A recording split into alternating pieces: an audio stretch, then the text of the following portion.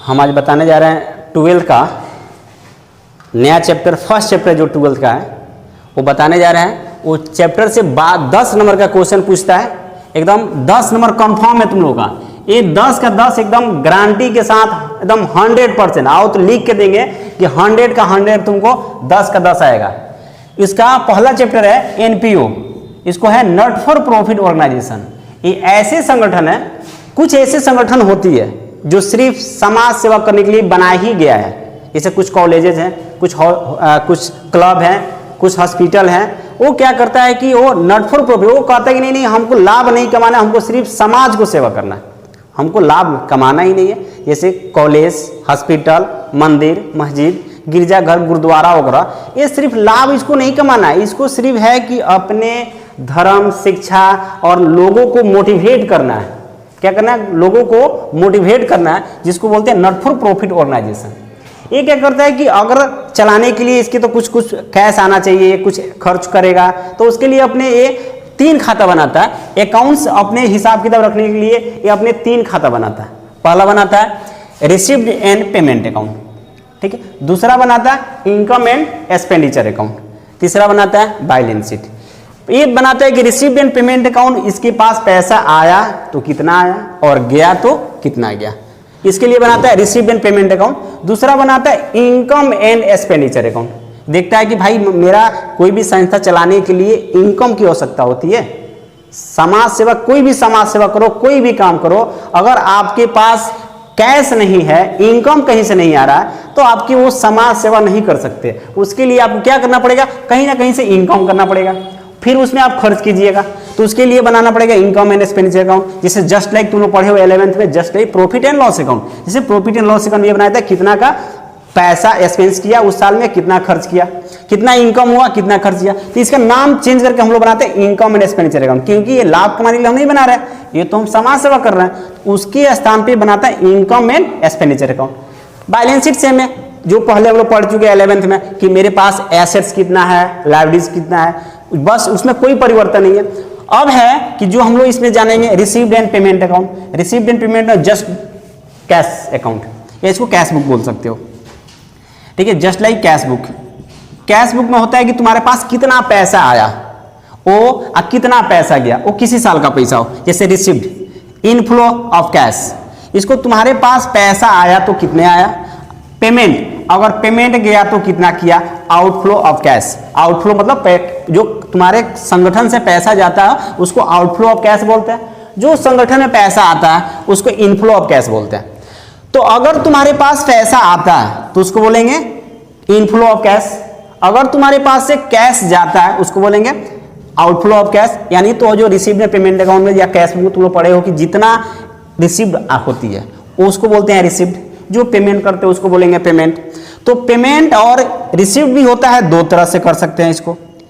एक लोग हैं संगठन में जो सदस्य बना, वो क्या किया कि भाई हम बोले कि हमको आपको हर साल हम आपको पैसा पे कर देंगे, तो उसको बोलेंगे हर साल अगर पैसा पे कर रहा है, चाहे कोई एंट्रेंस लिया के दे रहा है या सब्सक्रिप्शन, कोई भी चंदा लेकर हमको बार बार पहुंचा दे रहा है, उसको दे रहा है बार बार, तो उसको बोलेंगे रेवेन्यू रिसीव्ड, जो बार बार आने वाला हो। क्या आने वाला हो? बार बार। कोई ऐसे व्यक्ति होगा कि बोला कि भाई हमसे चांदा ले लो, हम एक के बार दे देंगे, लाइफ टाइम एक के बार दे दिया हो, कहा कि भाई एक बार ही पैसा लोगों को बार बार देने की जरूरत नहीं है, वो सिर्फ एक ही बार पैसा दे देगा, उसको बोलेंगे कैपिटल रिसीव्ड। क्या बोलेंगे उसको? Capital received. वो एक बार ही पैसा दे दिया। जैसे कोई व्यक्ति मेरे ऑर्गेनाइजेशन में सदस्य बना, तो बोला कि भाई हम ये काम करते हैं, आपका सदस्य बनते हैं, आपको हर महीना या हर साल या हर 6 मंथ में आपको पैसा दे देंगे। लेकिन कहा कि नहीं हम आपको बार बार जो दे रहे हैं, तो उसको बोलेंगे जो बार बार देगा उसको बोलेंगे सब्सक्रिप्शन। वो हो गया आपका रेवेन्यू रिसीव्ड, क्योंकि बार बार मिल रहा है। चैरिटी, चंदा, ये बार बार मिलेगा। रेंट ऑफ क्लब हॉल, ये आपका बार बार मिलेगा। इंटरेस्ट, ये आपका बार बार मिलेगा। जो बार बार आपको जो पैसा मिल रहा है उसको बोलेंगे रेवेन्यू रिसीव्ड। कुछ ऐसे पैसा जो टेंशन दे के आती है, जैसे मान लीजिए कह दिया कि भाई ये ले लो पैसा अगर हमको अब एक ही बार दे देंगे तो एक ही बार देगा तो हमको बोलेंगे कैपिटल रिसीव, बार बार नहीं देगा। जैसे कोई कहा कि भाई हम सदस्य बनेंगे लाइफ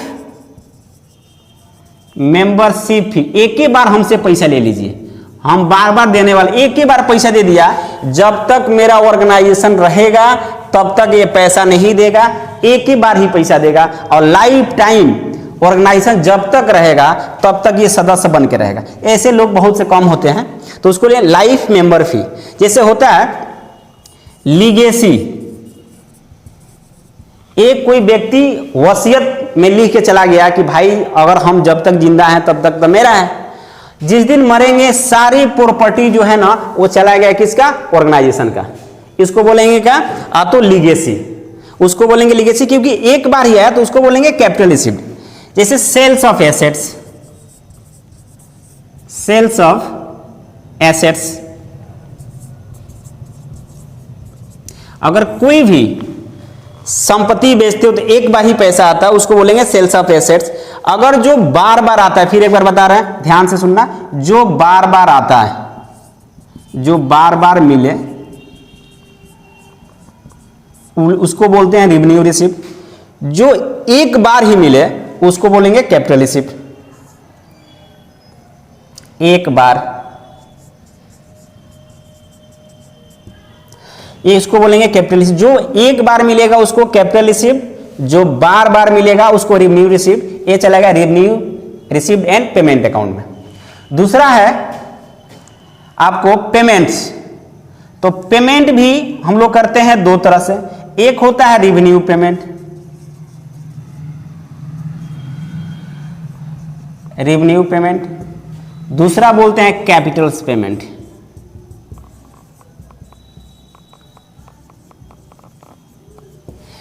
रेवेन्यू पेमेंट का मतलब कि जो अगर पैसा पे किया, सर्विस तुरंत ले लिया उसका, अगर जिसका पेमेंट किया और सर्विस तुरंत लिए, उसको जो पैसा आएगा वो रेवेन्यू पेमेंट बोलेंगे। जैसे रूम में रहते हैं और रेंट पे किए तो इसका सर्विस तुरंत ले लिया हम, तो इसको बोलेंगे रेवेन्यू पेमेंट। जैसे अगर हम इंश्योरेंस पेड कर रहे हैं तो पर मंथ या पर ईयर पे करते हैं तो उसको बोलेंगे रेवेन्यू पेमेंट। जैसे परचेज ऑफ बाइक, तभी हम पेमेंट करते हैं, परचेज ऑफ बाइक तो हम एक बार ही पेमेंट करते हैं, परचेज ऑफ बाइक या परचेज ऑफ फिक्स एसेट्स या एसेट्स, कोई भी एसेट्स हम परचेज करते हैं तो एक बार उसको पेमेंट करते हैं तो उसको बोलेंगे कैपिटल पेमेंट, क्योंकि पैसा हम एक बार ही उसको पेमेंट कर रहे हैं तो उसको बोलेंगे कैपिटल पेमेंट। जो बार बार पेमेंट करेंगे, जैसे पोस्टन एंड स्टाम्प, जो हम बार बार पेमेंट करते हैं तो वो सारे जो हो जाएगा रेवेन्यू पेमेंट। जो एक बार पेमेंट करेंगे उसको बोलेंगे कैपिटल पेमेंट। तो जो बार बार पेमेंट करते हैं, जो भी बार बार पेमेंट करेंगे उसको बोलेंगे रेवेन्यू पेमेंट। तो ये रेवेन्यू पेमेंट जो चला जाएगा इनकम एंड एक्सपेंडिचर्स अकाउंट में। जो कैपिटल पेमेंट है, जो कैपिटल पेमेंट है ये चला जाएगा बैलेंस शीट में।